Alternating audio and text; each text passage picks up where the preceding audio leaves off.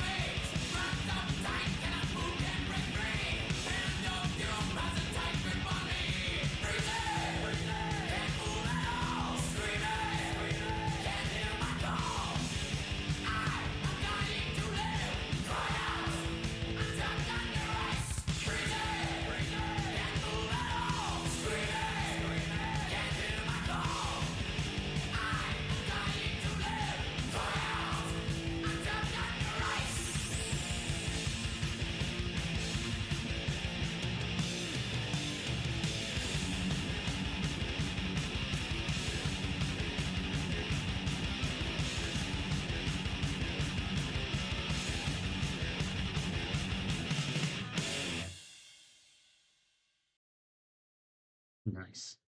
Yeah, let's talk about that. Whole time I was trying to remember the name of the other guitarist, and for the life of me, could not remember that it was Kirk Hammett, and it was killing me. And all I could think of was, it's not Dave Mustaine. I could see his face, and I got nothing. So there were a few moments where I was, I don't know, kind of spaced out there for a second, trying really hard to remember his name, and didn't remember it until I looked it up afterwards. So coming back to the actual track, though. So when I was in high school, probably middle school, my only exposure to Metallica at that point had been Black Album and then the S&M album that they did with the San Francisco Orchestra, which if you haven't heard it, it's such a crazy album. I love it to death. That one, pretty much no skips the whole way through. So definitely check that out if you haven't. But that was my exposure to Metallica. And then following that was Saint Anger. And I'm sure there are people out there that find some really strong artistic musical value in Saint Anger. At the time, I was not one of them, and I was very much on board with the whole meme, even though memes were in the very, very, very basic infancy, because that would have been 2003, 4, 5, somewhere right around there. Um, but with the snare drum just sounding like, ugh, with the whole gate dropped, no snare hitting, it was something else, like really high pitched tom almost. Um, and then after that, I think was when I finally got to Ride the Lightning. So both Saint Anger, well, I guess Saint Anger is a little closer to Ride the Lightning than Black Album, but Ride the Lightning was just such a dive into that early 80s thrash where things were just really starting to pop up on the West Coast and really developing that sound. And so at the time, it just blew me away. And I was like, oh, I don't know, it's kind of noisy almost. Can't really get into this. And then eventually came around to it. But now at this point in my life, I'm like, oh, I guess in context for what I listen to more nowadays, like that's not that's not particularly heavy. And I don't particularly listen to a lot of thrash at the moment. It's a lot more death metal, deathcore. So having that really fast paced guitar work and having guitar solos, that kind of threw me through a loop too. Used to the moment, just used to breakdowns, things like that. Um, really threw me through a loop. So it was nice to hear some really, really high level solo work going through there. And really good stuff. The only thing that was a little bit of a bummer was that the bass was buried a little bit in the mix at times. And I could tell there were a few times where I think it was the instrumental bridge about a little more than halfway through the song where the bass was mirroring what the guitar was doing. You couldn't quite tell.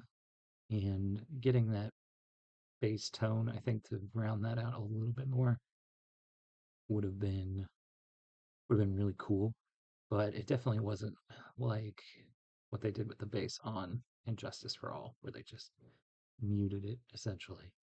And yeah, so that was the only thing. But then from a musical point of view, the part where we had the ba-na, ba-na, na, na, na, na, you kind of get this sense of like banging your hands up against ice, trying to escape from that. And then, oh no, that's the and you kind of get like this thudding as you're banging on it. And then when you get to the that's kind of like pressing your pressing your hands and your face up against the ice, and you're like, whoa, what's going on? Can't get out. Is anyone there? What's happening? And the context that I got from the song by checking out the the little blurb on Genius right beforehand was that this lays out a person who's been like cryogenically frozen and has come out of that cryogenic uh, stasis, sleep, and in doing so has realized that they are trapped under ice and are unable to get out. So they're like locked into that whole kind of thing. And then that also is something that's paralleled in a song off of their next album. The song's called One, and it's a similar idea, but the guy's in a not quite a coma, but is like paralyzed entirely and can only communicate through blinking, I think. But um, yeah, interesting concept. Very interesting concept. So lots of groovy stuff in here, and I think the album deserves another listen too from from me.